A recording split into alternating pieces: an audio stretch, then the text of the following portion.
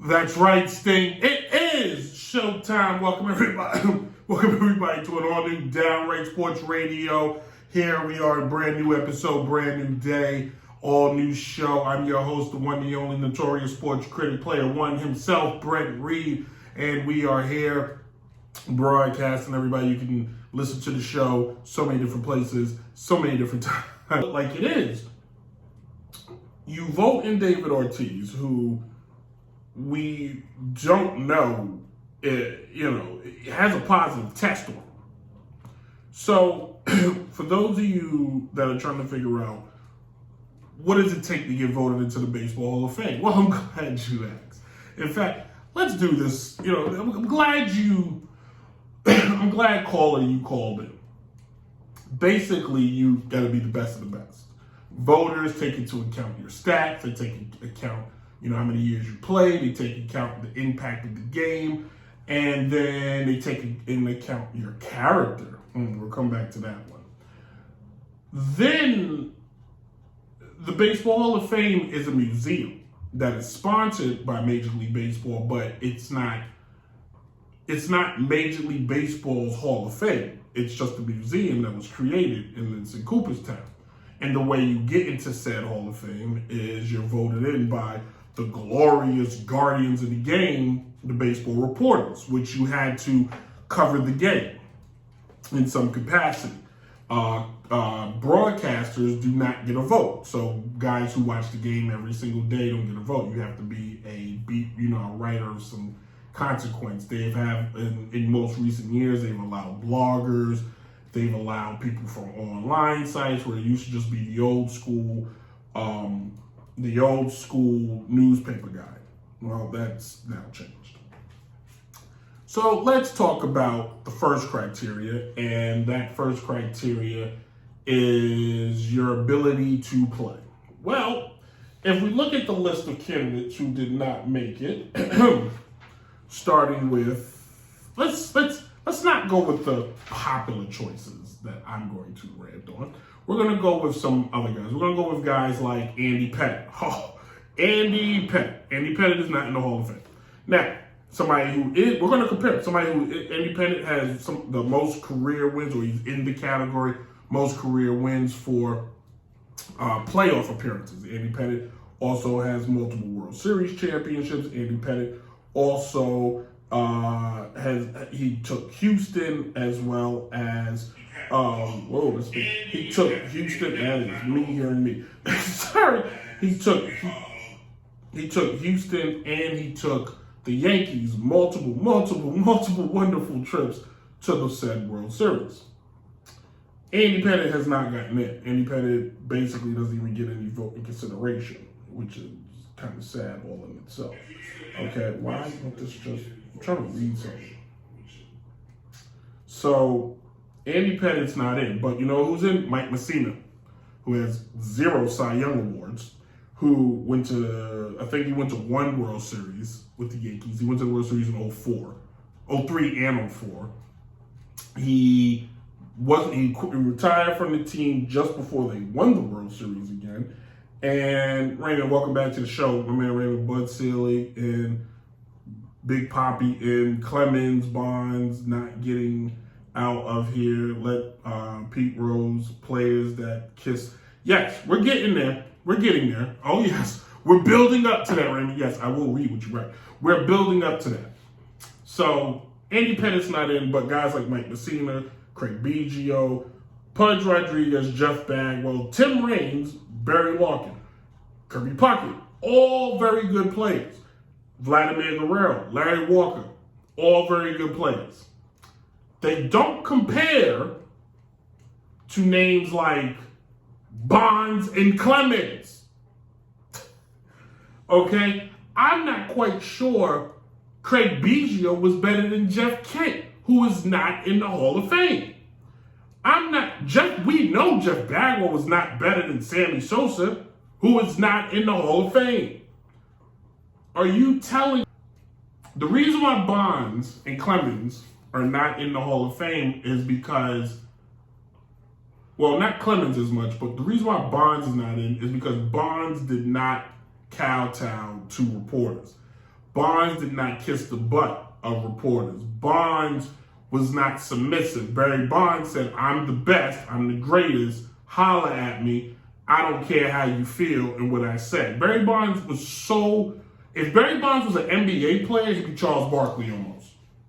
From the way he presented himself. In any other sport, Barry Bonds, people would have lined up, shut up, because his greatness overshined anything. But because it's baseball and reporters are with the players more than any other sport, because it's 162 games of the year, reporters are going to be there more and more. They're in the clubhouse, they're in the dugout, they're everywhere. They want a buddy. Hey, I can drink a beer. If you listen to baseball reporters, guys who've been doing it forever, been in the trenches. What do they always say? Oh, that guy, you can drink a beer with that guy. That's the type of guy, he just tells a story all day. He can tell a story. Hey, that guy over there, he can tell one heck of a story. I just sit back, I just put the recorder down and let it go. Not Barry Bonds. Barry Bonds said, oh, you want to holler at me? Watch when the game is on. I'm going to show you how I get down. We're going to touch on the steroid stuff. Oh, you buckle up, kids. We're just getting started. Now, Roger Clemens, that's a total different bag. Roger was dirty. Roger was, yo, get out my face. But Roger was, hey, for the love of the game. They loved Roger Clemens. Roger Clemens was basically, if you've seen that Kevin Costner movie, For the Love of the Game, that was supposed to be Roger Clemens. The last of the last. The gunslinger. Go back, for those of you baseball, sports fans. Remember the early 2000s, the aura of Roger Clemens before that Mitchell report came out, before his trainer dined him out like a little punk. Go back. It was Brett Favre, Roger Clemens. Roger Clemens should be doing those commercials with Brett Favre, the Wrangler jeans. He should be in them too. You knew when Roger Clemens hung up his glove, he was going to the Hall of Fame. You knew that. You could have bet. You could have took $1 gazillion to the bank and you would have won. The person who didn't bet against it, they're looking pretty better now. But the reason why Mr. Clemens is so shunned, well, quite frankly, he disappointed and broke the hearts of so many reporters. Not children, no, grown men. Listen to how they talk about Roger Clemens. Oh my God, he didn't need it. He was my hero. When Roger Clemens and when those players went to the when Congress called to sit down, and which was a waste of taxpayer dollars, like why is Congress worrying about a bunch of athletes taking steroids? Like it's not detrimental to the fabric of our country, like, but it's baseball. And you gotta understand how sensitive baseball is to a generation of men. It is. It's just like that. When that generation passes away, baseball's gonna find itself in a different scenario. But men were lining up to get Roger Clemens' autograph. They were lining up, which is fine. But I'm talking 60, 70, 50-year-old men. You know what I'm saying? Because Roger Clemens was the cowboy. He was from Houston. Yeah, he played for the Yankees, but he was from Houston. He was still a beer-drinking, dip-chewing, hunter, whatever they do in Houston. He was from Houston, and he was one of us. Well, no, he was rich, and he wasn't. That's why he played in the Yankees, and he would have continued playing for New York, probably. But when he comes out, he's like, I didn't take steroids. I didn't. And he stands behind it, and he thumbs his nose. He's like, yeah, that guy's lying. They were hurt. My hero cheated. This is an outrage. Now, when Bonds was doing it, he was evil. But when Clemens did it, he was disappointed. You see what I'm trying to draw here. And Bonds and Clemens, there's plenty of guys on this list I could go down, but Bonds and Clemens, without a question, are linked forever. Have never played each other in the World Series, were never teammates, may have faced each other a handful of times, being that Clemens spent the majority of his career, except for like 2-3 seasons while he was in Houston. Clemens always pitched in the American League, and while he might have faced him in a couple All-Star games, their connection to one another is through this steroid thing. I said it. There's zero positive test against Roger Clemens. And the one test against Barry Bonds, the one was technically, I think, done when it wasn't even illegal in the game. So how, if you will, are you electing guys like Pudge Rodriguez, who has links to him, Mike Piazza, who has links to him, Frank Thomas, who has links to him, Jeff Bagwell, who has links to him, Tim Raines, who openly said, I do not slide in the second base because I do not want to break the vial of cocaine in my back pocket.